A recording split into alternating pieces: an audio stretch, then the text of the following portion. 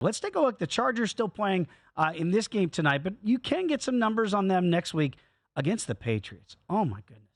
I mean, if you watch the Patriots today, and I bet the Giants and took the 4 and bet the money line as well. I go, how are the Patriots favored over anybody? I used the Patriots, actually. That was my loser today. I used them in the contest because they went up to 4.5 and even some 5 out there. It's like, okay, can Tommy DeVito and Giants win 2 in a row? It's like they finally got a win. Maybe they got the monkey off their back. Patriots off a bye week.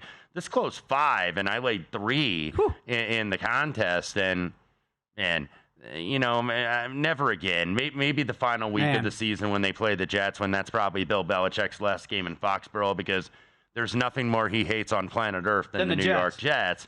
But you look at the Patriots, man. It doesn't matter who plays quarterback. Mac Jones was bad. He got benched. Bailey Zappi threw an interception. Jones had already thrown 2. This team is just terrible. They actually outgained the Giants today. The Giants had 220 yards of total offense, but Tommy DeVito does not throw a pick. He was relatively efficient, 17 of 25, 191. And maybe that's just coaching, to give Dable credit, even though DeVito did have a fumble. But the Patriots, man, you just look. This is a bad roster, and it's a bad coaching staff. And you don't expect that out of one of the all-time greats. He's number 3 on the all-time wins list for a reason, is Belichick. But just awful, man. This is over in New England. This is Robert and Jonathan Kraft and Bill Belichick need to come, if they haven't come to an understanding already, and be like, we're done.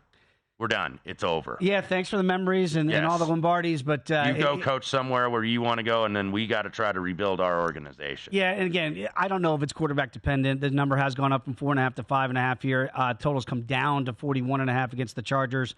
And we'll see what the Chargers' state of their affairs are going into that game. But really, when you just look at the Patriots blindly on that side, Wes, there's just not a lot to look at and go, yeah, I can get behind X. There is no X to get behind right now with the Patriots, correct? And I can understand why the number's moving up. But that said, with the results still pending here late in the third quarter, do you really want to bet the Chargers and lay the points on the road? Remember, that didn't go so well last week when you did so at Green Bay, if you followed that. So, because I feel like this game, and we'll update it, give you the full synopsis once it's over, but tonight is the Chargers season at 4-6. This is their season tonight. They have to win this game or they are done. And that's why this handicap could get tricky.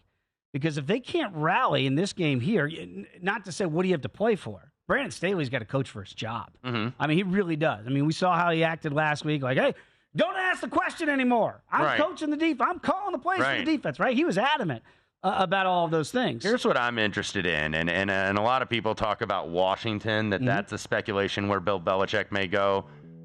What about the team he's coaching against next week, the Los Angeles Chargers, if he would take a discount from the Spanos family, because we know they don't like to pay.